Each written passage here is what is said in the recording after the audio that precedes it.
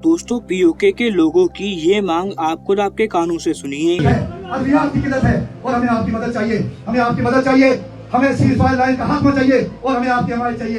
मेरी आवाम से अपील है, उस पार आवाम से अपील है। जी हाँ दोस्तों, आपने एकदम सही सुना है। इनका कहना है कि हमारी दवाई बंद है, हमारा खाना पीना बंद है, हमारी बिजली भी काट दी गई है, हमें मदद की आवश्यकता है और अब हम चाहते हैं कि बॉर्डर के उस पार जो लोग मौजूद हैं वो लोग हमारी मदद करें हर एक स्तर पर। इतना ही नहीं, जो दूसरी बात कही है आप वो भी सुनिए। सीज़फायर लाइन की तरफ कदम बढ़ाए जाए कि न बढ़ाए जाए?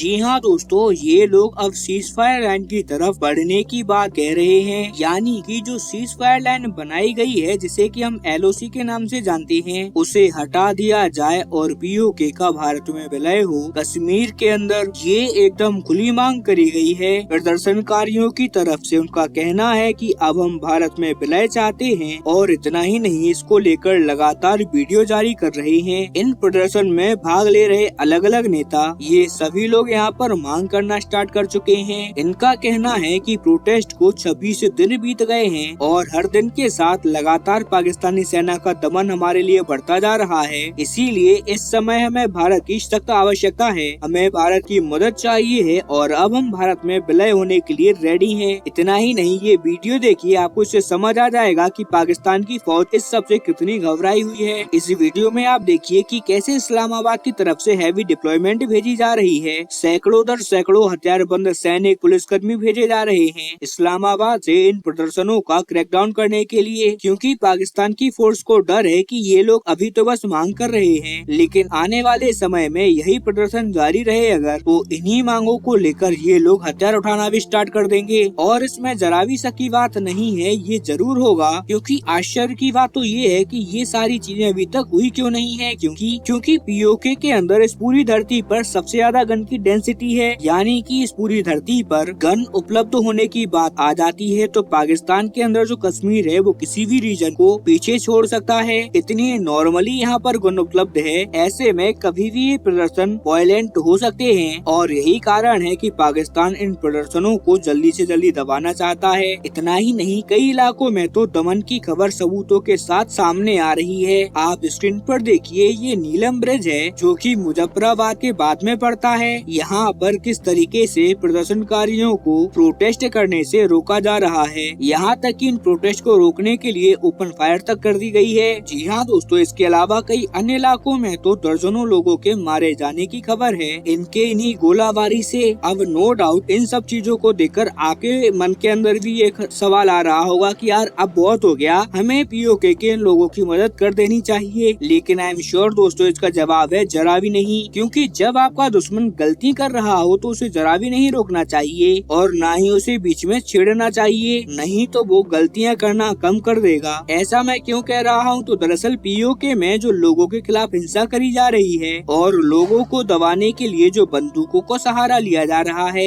इसकी पाकिस्तान आगे आने वाले समय में बहुत भारी कीमत चुकाने वाला है। दरअसल 1960 और 70 के दशक में भी बलूचों के खिलाफ उन्होंने यानी कि पाकिस्तान ने ऐसे ही बंदूकें उठाई थी उनके प्रदर्शनों को दबाने के लिए, और उस समय भारत ने चू भी नहीं करी थी। हम एकदम चुप बैठे थे, क्योंकि भारत जानता था कि जो ये बीज अभी बो रहे हैं इसकी फसल ये टाइम तक भुगतेंगे जब तक पाकिस्तान रहेगा। ऐसे ही पीओके के अंदर भी इन्होंने अभी तक बहुत मजे मारे हैं, लेकिन अब इन्होंने जो बीज बोने स्टार्ट कर दिए हैं, इसकी जब फसल आएगी तो इसकी फसल भी ये तब तक काटेंगे जब तक पीओके इनसे अलग नहीं हो जाता। ठीक वैसे ही जैसे बलूचिस्तान के विद्रोही लड़ाके इन्हें दे रहे हैं कि जितनी गोलियां पीओके के अंदर चलेंगी, पाकिस्तान का सपोर्ट पीओके में उतना ही खत्म होगा और जितना सपोर्ट बेस खत्म होगा, आतंकियों को मदद मिलने में उतनी ही कठिनाई होगी और धीरे धीरे भारत के खिलाफ जो आतंकियों की फसल इन्होंने बो रखी है वो फसल